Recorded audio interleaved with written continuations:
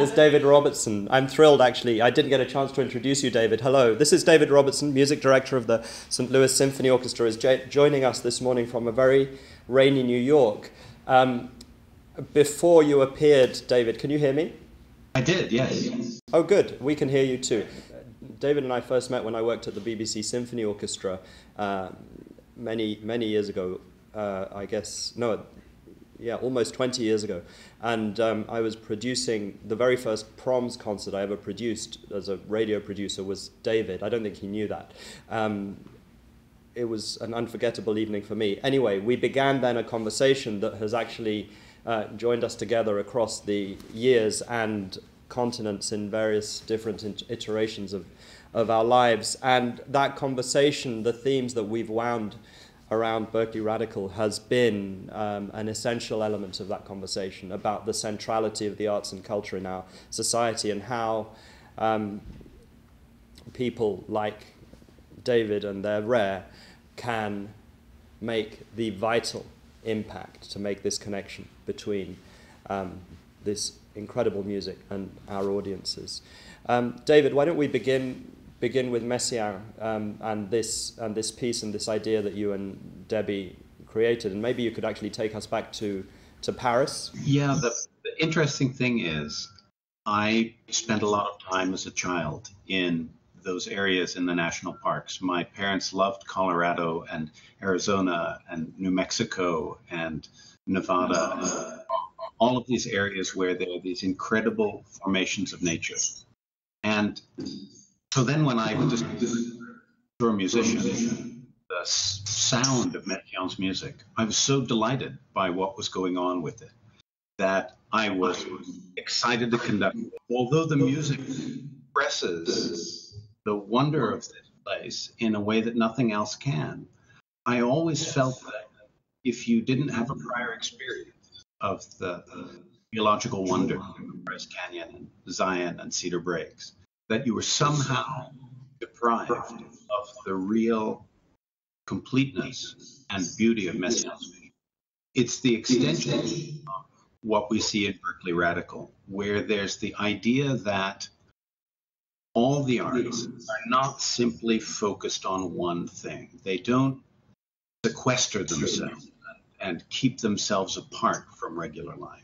They're absolutely, totally a part of the complete experience of being a human being.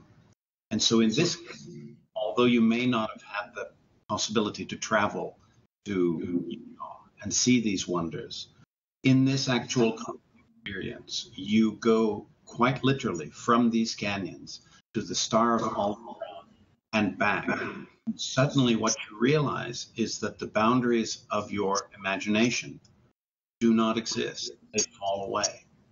And I think the kind of work that we do with the St. Louis Symphony Orchestra in communities, in places where there's this real contact with someone who is producing the miracle of sound, that it's coming from one thing to another, whether this is in retirement communities or whether it's in inner city schools or whether it's in community centers or, goodness forbid, a library where we're making noise.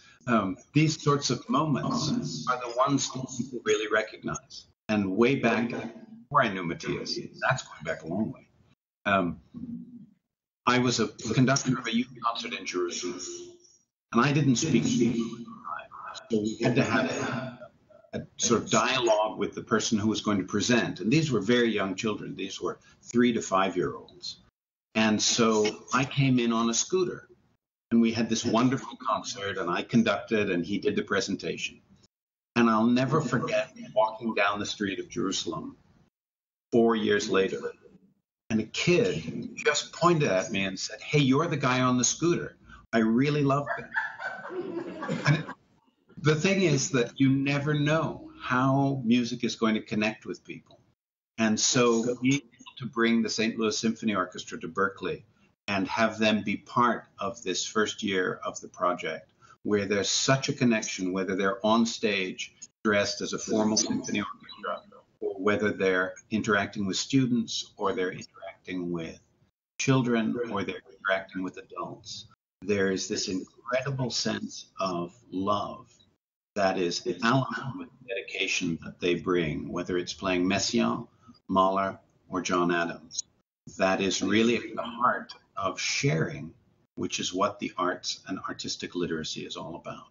David, thank you so much. This is another stop on this long conversation that we're sharing with you. We should continue it in public when you're here in January. Thank you for bringing your wonderful orchestra to Berkeley. Thank you for thinking up this project with Debbie and inviting us to be such a central part of it. And we'll see you in January. David Robertson.